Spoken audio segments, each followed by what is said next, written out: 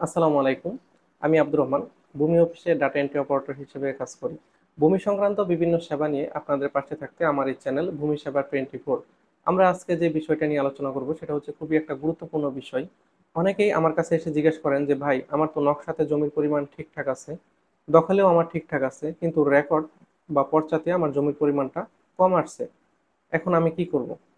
চলুন আমরা জেনে নেই এর সহজ এবং সঠিক সমাধান। অনেক সময় দেখা যায় যে আপনার নকশাতে জমি আছে 18 শতক, কিন্তু পর্চাতে আছে আপনার 15 শতক। শুধু নকশাতে 18 শতক তাই না, নকশাতেও আছে 18 শতক এবং দখলেও আছে 18 শতক, কিন্তু পর্চাতে ভুলবশত জমি এসেছে 15 শতক। এই ভুলটা কেন হয়? এর কারণ হতে পারে যে আপনার পুরনো যে জরিপ হয়েছে সেই জরিপে ভুল থাকা, অথবা আপনার যেই জরিপটা হয়েছে অর্থাৎ রেকর্ডটা হয়েছে সেই রেকর্ডটা জমির পরিমাপ মেনে হয় নাই, অর্থাৎ ভুলবশত পরিমাপটাকে না মেনে রেকর্ডটা হয়ে গেছে। আর এছাড়া হতে পারে যে জমিটাতে আপনার নদী বা খাল থাকার কারণে জমির আকৃতি পরিবর্তন হয়ে গেছে, অথবা সর্বশেষ রেকর্ড আপডেট না থাকার কারণে এই সমস্যাটা হতে পারে। তাহলে আপনি এখন কি করবেন?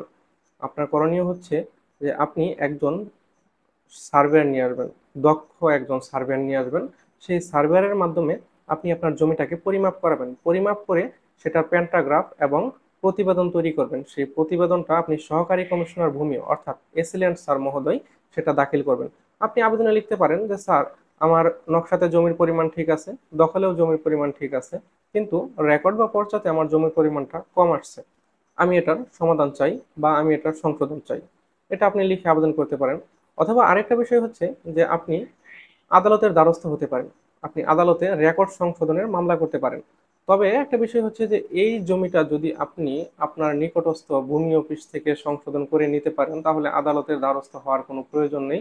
তবে আপনি চেষ্টা করবেন যে ভূমি অফিস থেকে বিষয়টা মীমাংসা করে নেওয়ার জন্য। যদি আপনি আপনার সিএস, আরওআর, বিআরএস এই পর্চা বা রেকর্ডগুলো উত্তোলন করে দেখতে পারেন যে আপনার সেই পর্চাগুলোতেও জমির পরিমাণ 15 শতক আসছে, তাহলে হয়তো বিষয়টা সংশোধন হওয়ার সম্ভাবনা খুবই কম থাকে।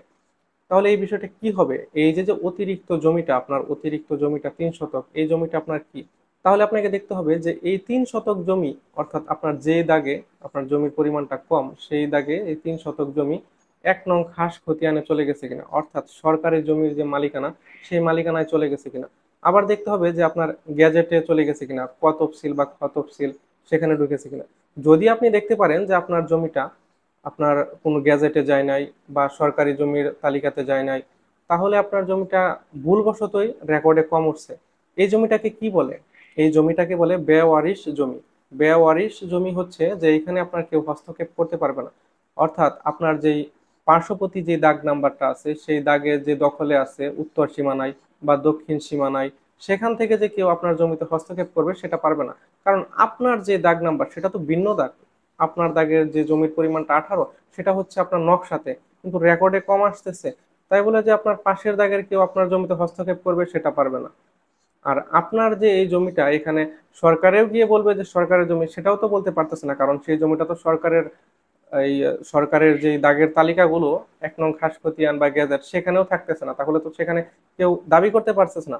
অর্থাৎ জমিটা বেওয়ারির জমি। বেওয়ারির জমির ক্ষেত্রে আপনি একটা মামলা দিয়ে রাখলেন বা সহকারী কমিশনার ভূমিকে অবগত করে রাখলেন।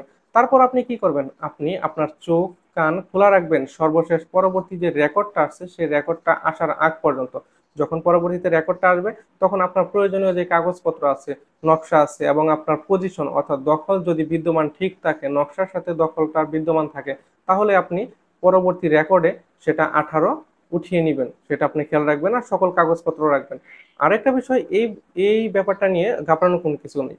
প্রিয় দর্শক, আমি আবার বলতে চাই যে এরকম সমস্যা, নকশাতে জমি বেশি, পজিশনে জমি বেশি, কিন্তু আপনার পর্চাতে বা রেকর্ডে জমি কম, এই বিষয়টা অনেকেরই আছে, অহরহ আছে। এই বিষয়টা নিয়ে আপনারা ঘাবড়াবেন না। যেহেতু সমস্যা আছে, আইনে এর প্রতিকারও আছে। ভূমি নিয়ে সব সময় সচেতন থাকুন এবং সঠিকটা জানুন।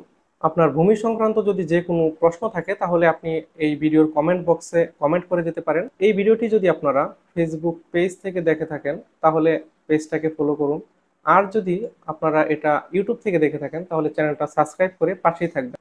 পরবর্তীতে অন্য কোনো ভিডিও নিয়ে আবার দেখা হবে ইনশাল্লাহ। আজকের মতো বিদায়। আসসালামু আলাইকুম।